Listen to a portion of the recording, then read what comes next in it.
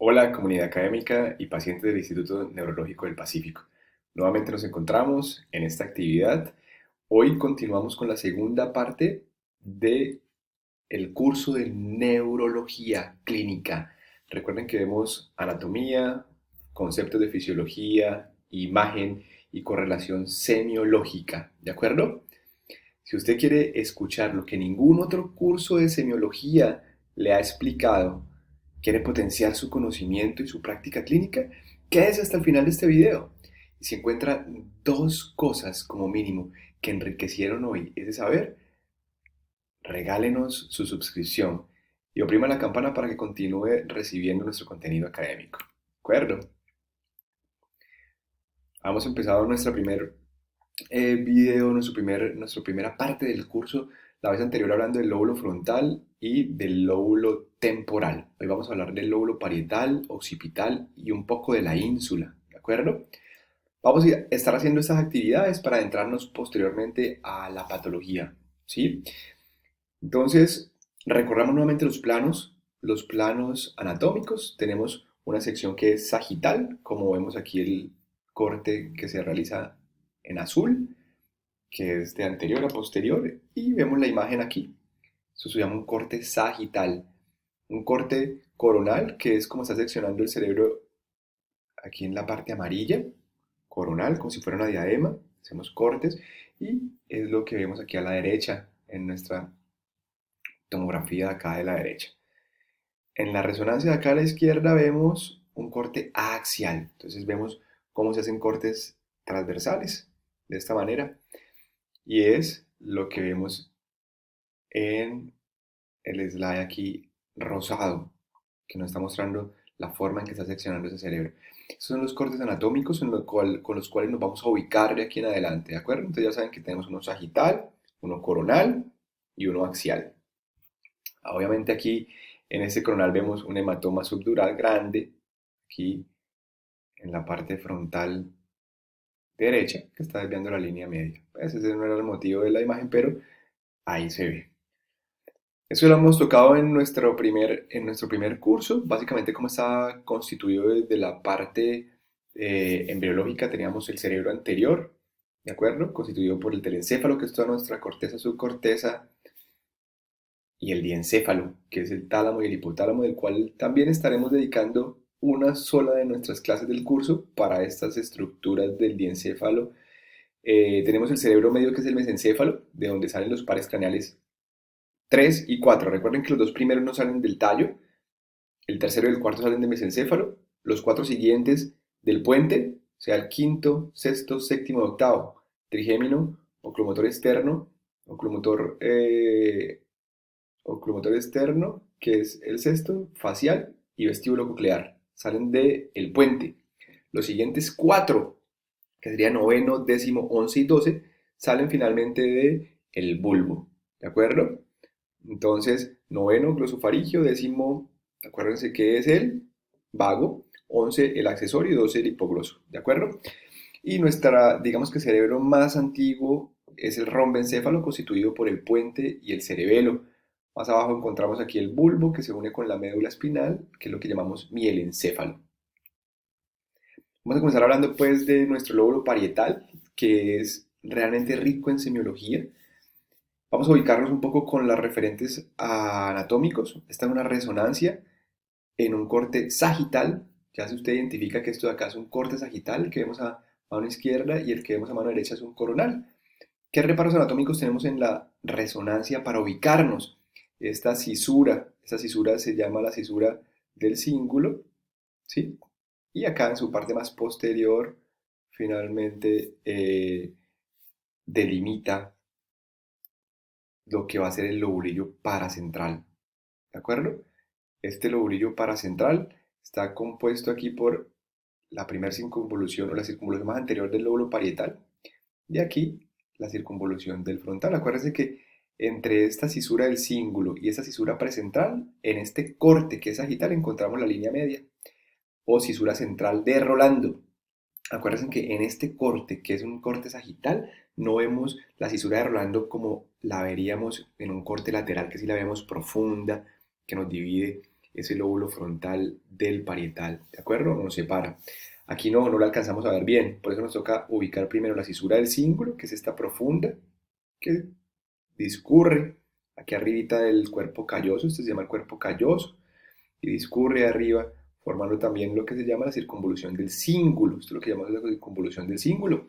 Estructuras que están justo ahí en la mitad, comunicando ambos hemisferios. Recuerden que si tenemos una lesión en este segmento del lobulillo paracentral, lo más probable es que tengamos tanto síntomas sensitivos como síntomas motores del lado contralateral. Y si estamos ahí en la mitad, recuérdense que acá en la mitad está representada la pierna, o sea que hay que estar muy pendientes. Es muy extraño que uno tenga síntomas solamente o sensitivos o motores con una lesión aquí. El lobulillo paracentral, la mayor parte de las veces por su vecindad, porque esas fibras están ahí muy cerca, nos da tanto síntomas sensitivos como síntomas motores del lado contralateral. Aquí vemos una vez más esta lineecita que es la cisura del cíngulo. Esta línea punteada es la parte más posterior de esa cisura del cíngulo y es lo que conocemos como la pars compacta, la pars marginalis, qué pena, pars marginalis que está aquí, esto es lo que está a punto de. ¿Qué vemos aquí con este verde? Vemos la cisura parieto-occipital, ¿sí? Que es la que nos divide o la que nos separa el lóbulo parietal del occipital. Entonces ahí ya tenemos demarcado nuestro parietal. Miren, parietal comienza acá, una vez después de la cisura central y termina acá, en la cisura parieto-occipital. Esas son sus limitaciones anteriores y posteriores. ¿De acuerdo? Acá vemos un corte coronal donde se alcanza a ver la cisura, ¿sí? La cisura del cíngulo anterior, y aquí vemos el cuerpo calloso, ¿de acuerdo? Aquí vemos de aquí para arriba todo esto es el lóbulo frontal, de aquí para abajo es el lóbulo temporal y el parietal obviamente está allí en el transcurso que vamos pasando las imágenes hacia atrás. Como vemos acá, aquí se me olvidaba hablarles de Luigi Rolando, famoso médico anatomista Luigi Rolando. Luigi Rolando es un médico de Turín, es turinés, nacido en 1773 y murió en 1831 y en honor a él se le denominó a esa cisura de Rolando, porque pues fue quien la descubrió. Además de eso fue pionero en el reconocimiento de las formas y el relacionamiento con la función. ¿De acuerdo? Es un pionero en esa, digamos que fusión de la morfología y la función. Además de ello, le debemos también ese invento de una sustancia líquida que probablemente muchos recuerden y es el ginebra. También se debe a Luigi Rolando. ¿De acuerdo? Continuemos el límite anterior. Volvemos a ver aquí un poco más lateral. Miren que este ya es una vista mucho más lateral. Y encontramos aquí en naranja esa cisura central, delimitando lo que es de aquí para adelante el lóbulo frontal y de aquí para atrás el parietal. Tenemos esta cisura que está aquí en azul. Esta cisura básicamente es la intraparietal, ¿de acuerdo? Esta cisura intraparietal o postcentral también. Intraparietal está acá un poco más atrás, esta es postcentral y me delimitan aquí lo que es la circunvolución postcentral y se llama postcentral porque está atrás de esta línea central, está atrás, entonces se llama postcentral. ¿Qué queda aquí? Toda nuestra corteza sensitiva primaria, ¿de acuerdo? El área 3, 1, 2 está aquí, ya vamos a hablar más adelante de ello. Y su límite inferior está acá con la cisura de Silvio. Recuerden que la cisura de Silvio es también conocida como cisura lateral y me divide el lóbulo frontal del lóbulo temporal. Hay una limitación acá en la parte posterior o unos límites que son un poco más que se trazan de forma imaginaria porque no hay una cisura particular. Aquí tenemos la cisura parieto-occipital, pero uno delimita esta parte posterior del lóbulo parietal, puede ser con esta cisura parieto-occipital, que se ve más hacia la parte media, pero si acá hacia la parte lateral nos toca trazar esta línea, es una línea imaginaria, para tratar de establecer los límites posteriores del lóbulo parietal, ¿sí? De hecho, aquí se continúa esta circunvolución temporal con el giro angular Entonces se forma acá una corteza asociativa que comunica este lóbulo temporal con el parietal y también con el occipital. Toda esta acá es una corteza asociativa, ¿de acuerdo? Continuemos, acá vemos nuevamente, este es el surco central, esta vez en azul, ya en un corte anatomopatológico mucho más lateral. Tenemos la circunvolución supramarginal. ¿Cuál es esa circunvolución supramarginal? Esta que continúa aquí, la estamos hablando, que es parte del temporal y que sube a la parte del parietal. Se llama giro supramarginal, circunvolución supramarginal. Y aquí vemos el surco intraparietal, ¿de acuerdo? Este de acá es el surco intraparietal y aquí tenemos asomándose un poquito la cisura parieto-occipital, ¿de acuerdo? Recuerden que es muy importante esta circunvolución angular. Luego vamos a hablar un poquito más adelante de cómo semiológicamente nos sirve. ¿Quién describió la cisura de Silvio? El famoso médico anatomista Frans de Lavoe. Frans de Lavoe es un médico anatomista holandés, nacido en 1614, y que fue conocidísimo porque era coleccionista de arte y fundador de la escuela de iatroquimia. ¿Sí? Este holandés no solamente dio origen a la descripción de muchas cosas artísticas, sino que también en honor a él, por la descripción de esta cisura lateral, se le colocó Silvio. Pero ustedes dirán, ¿por qué Silvio si se llama Frans de Lavaux? Resulta que finalmente su nombre, que se transcribió a un nombre latino, el nombre latino era Franciscus Silvus. Entonces en honor a él se le colocó cisura de Silvio, ¿de acuerdo? Y es así como el doctor Franz de Lavaux y nuestro amigo Luigi Rolando, pues finalmente se encuentran aquí delimitando algunos lóbulos en nuestro cerebro. ¿De acuerdo? Algo de cultura y historia de la medicina que también nos enriquece cada día más. Tenemos aquí entonces las funciones de este lóbulo parietal. ¿Para qué nos sirve? Tenemos aquí en la parte inferior izquierda la vista medial, una vista mesial. Aquí en la parte mesial de ese lóbulo parietal, recuerden que está este lobulillo paracentral y ahí está representada la pierna. Entonces, eso tiene en esa superficie medial mucho de función motora por su vecindad con el frontal. Recuerden muy bien, si tengo una lesión ahí, lo más probable es que yo tenga al lado contralateral, principalmente en mi pierna, alteraciones sensitivas y motoras. Muy rara vez vamos a encontrar aislado solamente síntomas sensitivos o síntomas motores. Van a estar juntos la mayoría de las veces. En una parte más lateral o superficie lateral de ese mismo lóbulo parietal, ya yéndonos un poco más hacia afuera, encontramos todas estas funciones, ¿sí? Porque comparte áreas también de vecindad con el temporal. Entonces decíamos que ahí está ese giro supramarginal, giro angular, que conectan el temporal con el parietal. ¿Qué funciones tienen? Comprensión. ¿Comprensión de qué? De signos, de símbolos con que finalmente nos comunicamos. Ahí por eso ustedes encuentran estos símbolos, como el de prohibido fumar, el de parqué, pare. Es como interpretamos nuestro entorno. ¿Quién interpreta eso? Pues mediante nuestros órganos de los sentidos, visión, tacto, gusto incluso, viajan a través de todas esas vías sensitivas y son analizadas en la corteza de lo que denominamos sensibilidad cortical también. ¿De acuerdo? Ahí vemos que hay un plato y es porque allí en esa zona también se sensa el gusto, ¿de acuerdo? Y tiene una vecindad con el lóbulo temporal y un poco hacia la parte mesial para darle ese recuerdo a las cosas que nos gustan.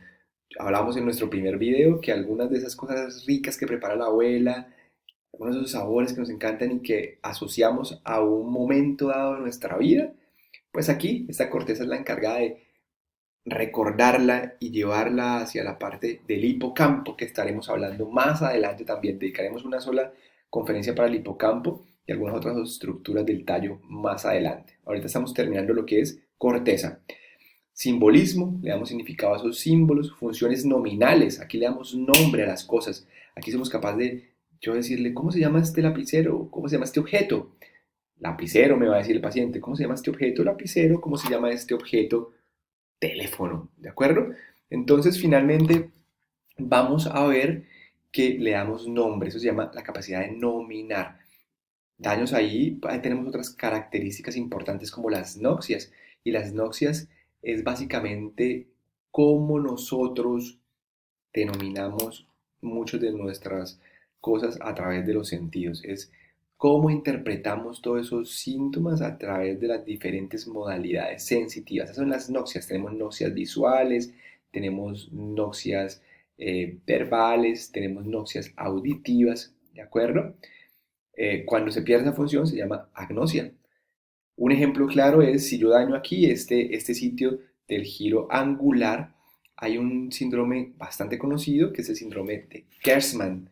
Ese síndrome de Gerstmann, ¿en honor a quién? A Joseph Gerstmann, que es un médico austriaco, quien fue quien lo descubrió, dando tres características a este síndrome de Gerstmann.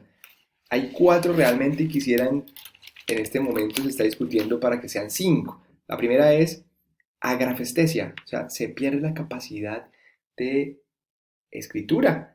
Por eso aquí vemos esta mano con una pluma, ¿de acuerdo? Esa función de escribir.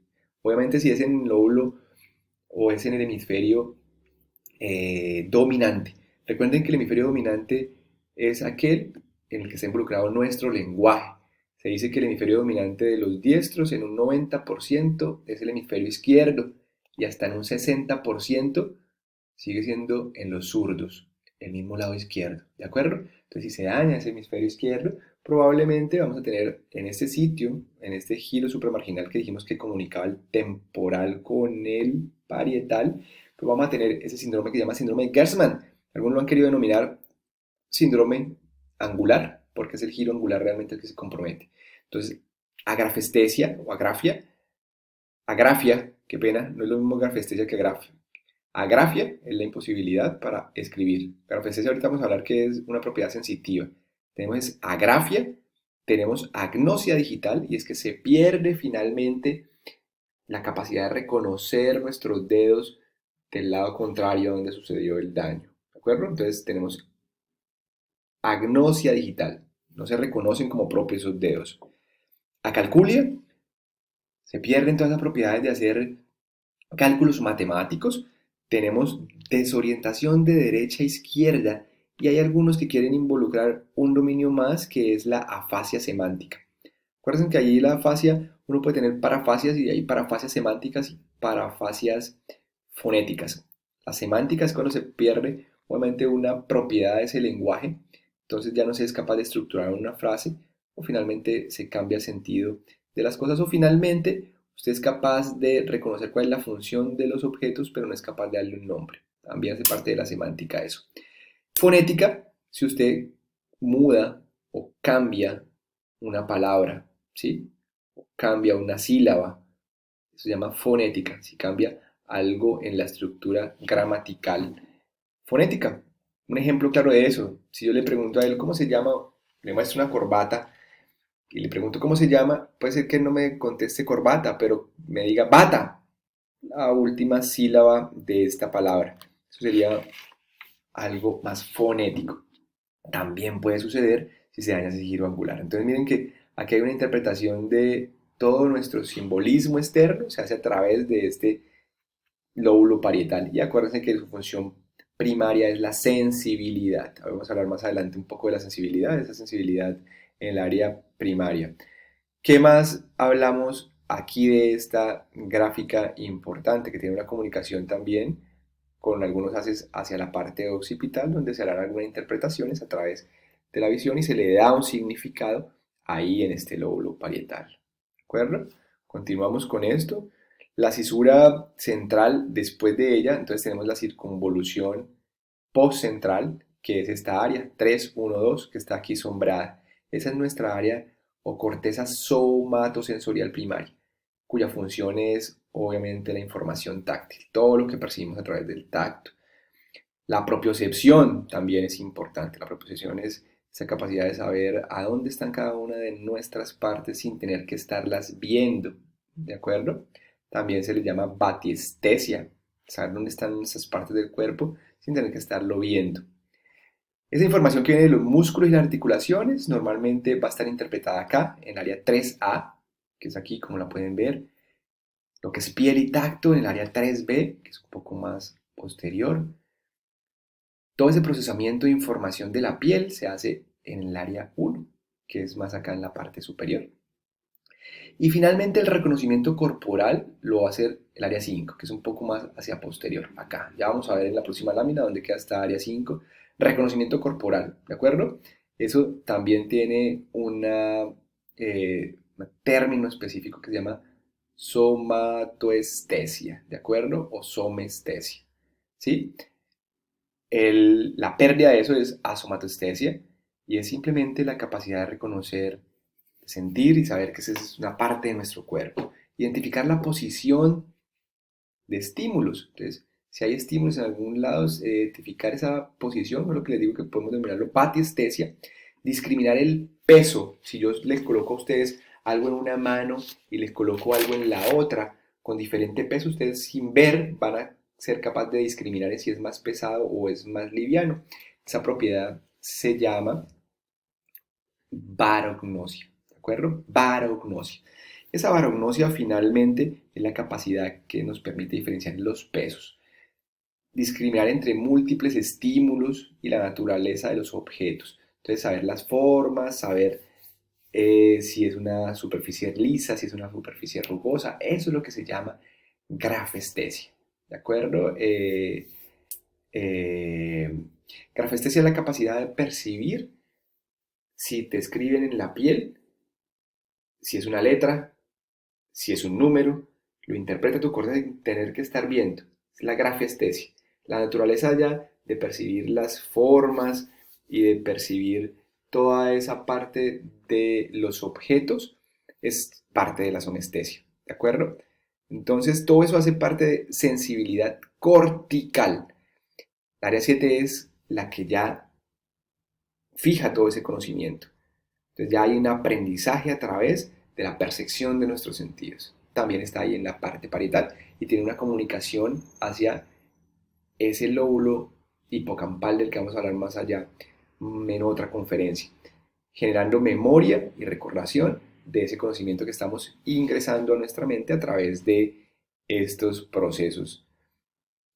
Integra información también ese lóbulo. Miren acá, importante eso se llama el homúnculo y es como está representado cada una de nuestras partes en nuestro cerebro, corporales, nuestras partes corporales. Vemos aquí que estos son cortezas primarias y son finalmente de, digamos que del área dominante o de nuestra corteza dominante. Entonces, obviamente está representado en ambas cortezas, tanto en la izquierda como en la derecha, ¿sí? Pero aquí tenemos graficados las dominantes. ¿Qué pasa y qué diferencia hay puntualmente entre la sensitiva que vemos acá en azul y la motora que vemos en rojo? Que aquí en la sensitiva tenemos una representación aquí en la parte donde se comunica a través de esta cisura de Silvio, hay una representación para la parte abdominal, ¿sí? Entonces esta parte del peristaltismo intestinal y todas las sensaciones que pueden generarse en nuestro tracto gastrointestinal están aquí, tienen una representación en la parte sensitiva. Seguimos con todo lo que son las estructuras de la boca, la cara y tenemos un área grandísima para nuestra mano. ¿Por qué es tan grande para la mano y para la lengua? Porque recuerden que tiene mucha inervación, nuestra mano es un órgano bastante especializado, capaz de hacer eh, movimientos muy finos y muy precisos. Por esa razón tiene una representación cortical muy grande, al igual que nuestra lengua, al igual que nuestra cara. Vemos aquí que en la parte de la representación de la cabeza, a diferencia de la motora, está un poco más arriba. La motora tenemos que es esta misma parte de la cara, ¿sí? Nuestra cabeza y cuello están allí representados en esta parte del frontal. La parte del frontal es la circunvolución motora, que es el área 4 justo arribita de la línea de Silvio. Entonces, es la región suprasilviana porque está arriba de la línea o cisura de Silvio y es esa área motora o área 4 que es la circunvolución precentral. Y miren lo que les decía, cuando ya entramos un poco aquí en la mitad, miren que acá arriba está el cerebro y aquí nos metemos hacia la línea media y ahí en esa línea media está representado nuestra pierna, de la cadera para abajo está representada allí. En la parte de sensibilidad tenemos nuestros genitales en esa sección. Por eso es que hablamos que también hay una región para la micción. tenemos varias zonas de la micción en nuestra corteza. Por esa razón, cuando alguien tiene una crisis epiléptica y descarga, hay esa chispa, recuerden que la crisis epiléptica es una descarga sincrónica de muchas neuronas que están ahí descargando. Es como si usted tuviera un cablecito generando cortos. Cuando pasa a través de esta zona puede generar incontinencia esfínteres y es cuando los pacientes se orinan. No todos los pacientes que sufren epilepsia tienen por qué orinarse. Se orinan cuando estimulan esta área de la corteza. Hay otra área de la corteza que es la región del cíngulo anterior, que puede también generar esta incontinencia urinaria. Y las otras áreas de la micción ya se encuentran en el puente y se encuentran en la región medular de S2 a S4, que es donde está el núcleo de Onofrobis. ¿Sí? Son los 4 sitios donde puede encontrar uno control cortical y medular de la micción. Vamos ubicándonos, perfecto. Aquí llegamos al área 5 y al área 7 que hemos hablado de ellas, son áreas un poco más posteriores. Miren, el área 5 acá y el área 7 un poco más posterior. ¿De qué se encargan? De generar esas conexiones con el hipocampo, huella y memoria, ¿sí? Generan esa recordación, programación de actividades motrices, percepción táctil. Entonces, perciben el tacto y ya están programando una secuencia para desarrollar. Miren que antes de que uno realice cualquier tipo de movimiento, ya el cerebro ya está planificando el siguiente movimiento. Entonces, estas áreas tienen mucho que ver con programación y secuenciaciones motrices. Analiza las aferencias sensitivas. Como vimos, todo lo que nos llega a nuestro cerebro es posible que allí ya tenga un análisis mucho más concienzudo de qué estamos analizando y cómo interpretamos todos esos signos de nuestro medio externo. Aquí tenemos el área 40, miren, es justo aquí, esto es lo que yo les estaba diciendo que se llama el giro angular, que comunica el temporal con el parietal. Miren, aquí está área 40, vamos a ver cómo se desencadena hasta la 40 y miren, llego ahí, perfecto. ¿Qué hace? Áreas asociativas parietales, entrega información sensitiva, auditiva, ¿por qué? Porque ya veíamos en nuestra anterior clase, en nuestro anterior curso, que existe ahí un haz que se llama el haz de Heschel. Acuérdense que ahí está el haz de Heschel, donde se interpretan los sonidos, si son tonos agudos, si son tonos graves, ¿de acuerdo? Se interpreta esa música, dependiendo del hemisferio que sea. Entonces, recuerden que también, si tenemos una lesión ahí, acabamos de decir que uno puede tener una agnosia digital del lado contralateral y hace parte del síndrome de Gerstmann, que ya lo tratamos. Área 43, les estaba diciendo que también hay un área para el gusto, ya también veíamos en láminas anteriores que había un platico en ese lóbulo parietal, pues es aquí, en la parte inferior de esa circunvolución sensitiva que es 312, acá en la parte inferior está el área 43, ¿sí? Donde hay una, digamos que sensa e interpreta, le da un análisis a lo que usted está degustando, una parte media superior del surco lateral. Entonces esta es la cisura de Silvio o surco lateral. Miren que está acá en la parte media superior. Allí está el área 43 donde usted también interpreta esa parte de los sabores, ¿de acuerdo? Y le da una connotación. Allí nos ubicamos. Seguimos acá, nuevamente para recordarles todas las funciones simbólicas, gustatorias, parte de lo que es la grafia, interpretación del lenguaje escrito, hablado, ¿de acuerdo? Lo que se escucha, lo que se interpreta a través de la visión. Nos vamos para el lóbulo occipital. Acuérdense que en la pasada también estaban las praxias, ¿sí? Las praxias son todas esas actividades aprendidas. Una secuenciación aprendida es, digamos que la actividad del hacer, ¿sí? También se interpreta ahí, se aprenden y se fijan allí. Si hay algún daño en esa circunvolución, pues finalmente van a haber alteraciones en la capacidad de vestirse, en la capacidad de cepillarse, ¿sí? Es probable que él sepa qué cepillarse, pero no sepa la secuencia de movimientos. Como veíamos, tiene que estar indemne la función de programación y secuenciación de actividades que estaba en el área 7 parietal. Ahora sí, entrémonos al lóbulo occipital. ¿Cuáles son los límites? Esta cisura que es la que me limita el parietal del occipital. Recuerden que el parietal es todo esto que vemos acá. Si recuerdan, esta es... ¿Cuál era esta cisura? Muy bien, si usted colocó la cisura de cíngulo, esta es. Todo esto es parietal. Esta es la cisura parieto-occipital. y este es el occipital por ende, ¿sí? Esta cisura parieto-occipital uno en la parte lateral la puede hacer de forma imaginaria, trazar una línea y va a dividirnos este occipital del parietal y del temporal, ¿de acuerdo?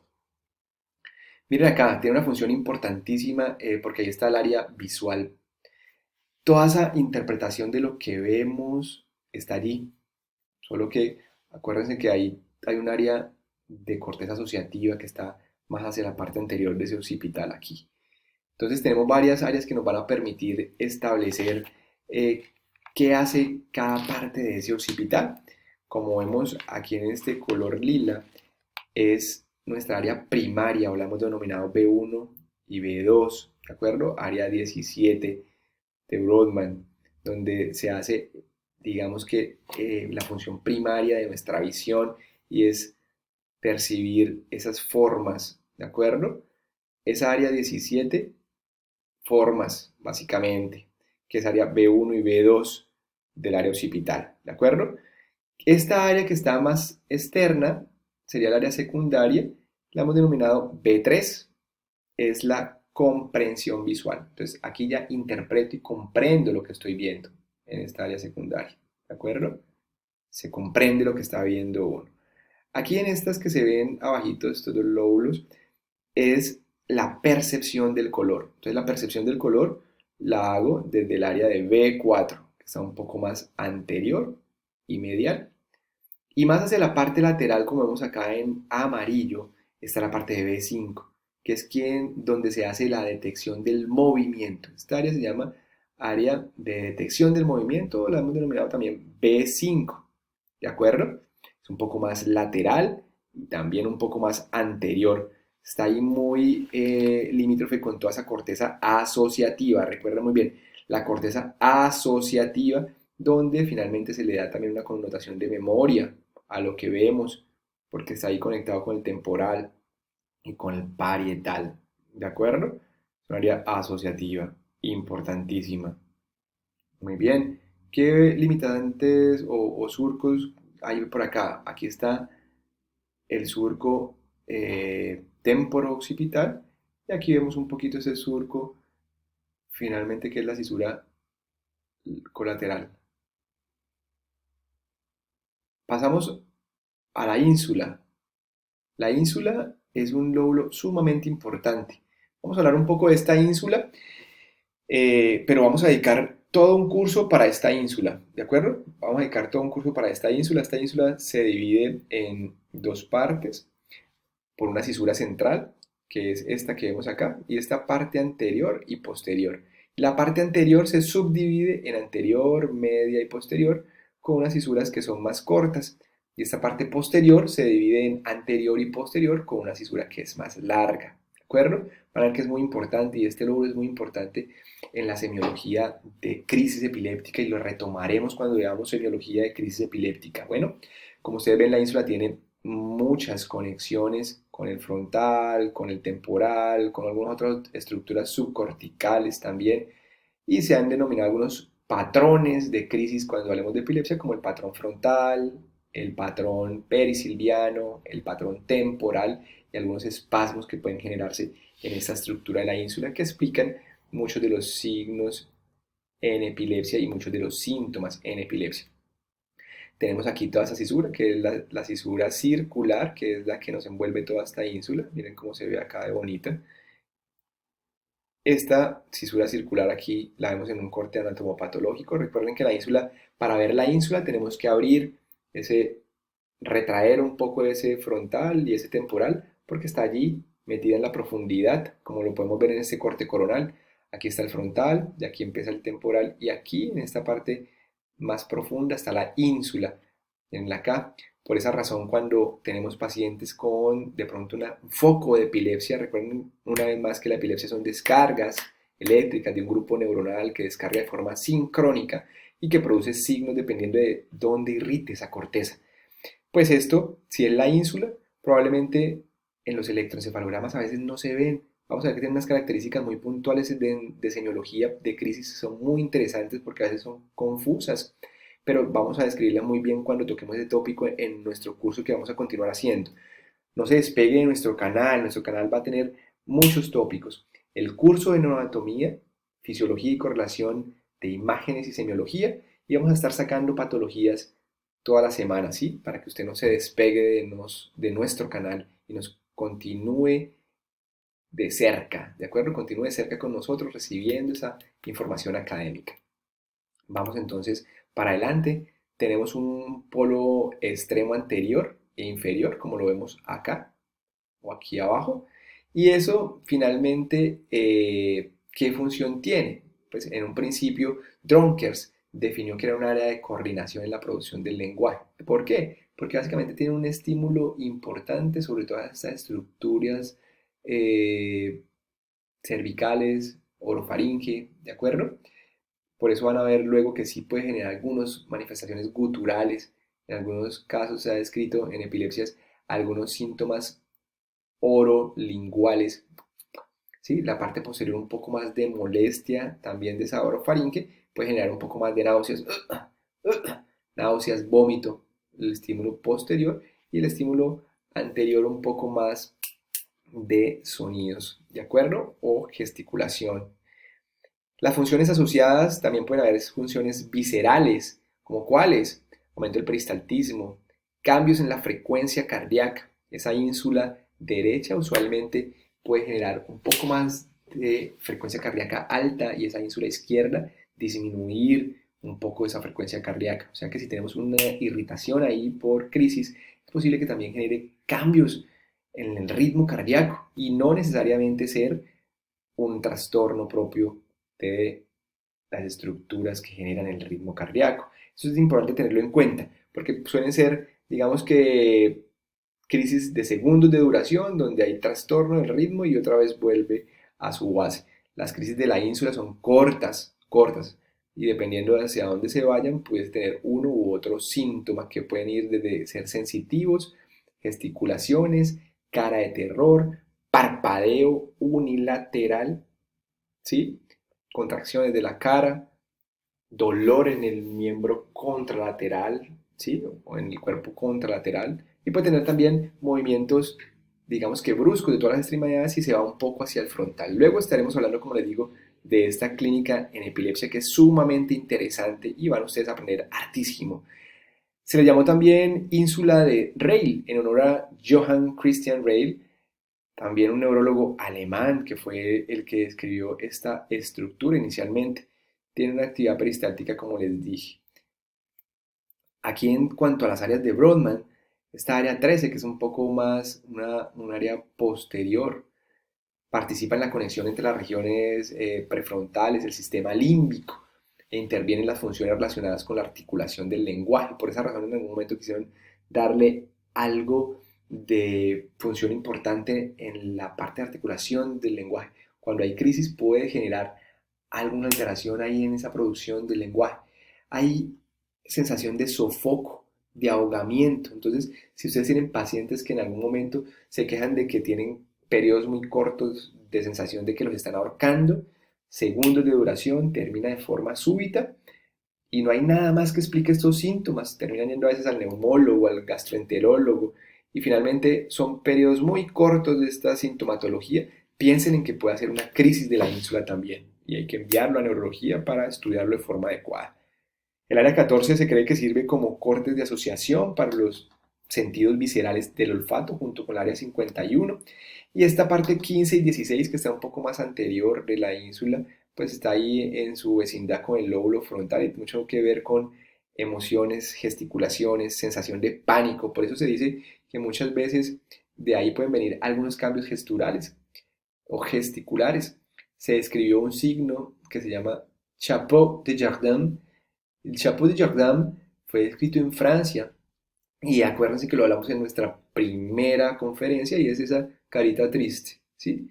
Acuérdense, la comisura labial hacia abajo es un signo de pacientes que pueden tener epilepsia de la ínsula y debutan así.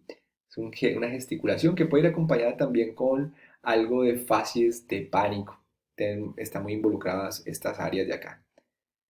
Su irrigación básicamente son las arterias que vemos acá, arteria cerebral media, esa parte de la ínsula está ahí entre el segmento M2 y M3, ¿sí? De donde emergen también todas estas lenticuloestriadas, ¿de acuerdo? Estas ramas son las que finalmente me irrigan también esa ínsula. Y acuérdense que habíamos hablado que para entrar a la ínsula tenemos que retraer un poco ese lóbulo frontal, mírenlo acá, y ese lóbulo temporal. Ahí en la profundidad tenemos lo que es llamado ínsula, con sus respectivas fisuras que ya las hemos tratado. Patologías que pueden generar interocepción por acción conjunta de parte posterior y anterior. Entonces, toda esa interocepción, de cómo interpreto algunas cosas, cómo puede generarme alteraciones en cómo interpreto yo alguna de esas aferencias sensitivas, pueden estar dadas aquí por anormalidades de la ínsula, ¿de acuerdo? Por eso, esa parte de sensibilidad que les decía puede generar síntomas dolorosos, anestesia, disestesia, ¿sí? Entre la disestesia, pues alodinia, ¿sí? Hipoestesia, anestesia. La parte anterior, acuérdense que puede estar relacionada con sentimientos, ¿sí? Sentimientos muy subjetivos. Entonces, hay una conexión impresionante con el lóbulo hipocampal, todo el sistema límbico, del cual vamos a hablar un poco más en otra conferencia, por eso usted no puede dejar de seguirnos, suscríbase y apriete la campanita, porque así no se perderá ninguna de nuestras conferencias, ¿de acuerdo? Nuestros en vivos, toda nuestra información académica, usted estará al día, potenciando su conocimiento y potenciando su práctica clínica. Depresión mayor es menos frecuente, pero también puede estar dado por algunas alteraciones aquí en la ínsula, como trastornos bipolares también, esquizofrenia y algunas consecuencias, digamos que producto de adicciones. Damasio, que es quien más habla de esta conducta adictiva, dice que no existen adicciones como tal, redes de adicciones. Existe una red, un mecanismo neuronal que explica la adicción y cada individuo encuentra un objeto con que saciar ese placer y termina existiendo adicción a la droga, adicción al sexo, adicción a los videojuegos, adicción al juego como tal. Se terminan desarrollando los diferentes tipos de adicción. Recuerde que no importa qué tan lento vaya en la búsqueda de sus metas, siempre y cuando no pare hasta conseguirlas. Así que por favor, durante esta cuarentena, a ponerse las pilas, siga cultivando su intelecto para potenciar enormemente después de que esto pase su vida. Suscríbase a nuestro canal. Si aprendió dos cosas importantes en nuestra conferencia, apriete la campana para que no se pierda ninguno de los contenidos que vienen. Dele like. Continúe pendiente de nosotros. Hasta la próxima.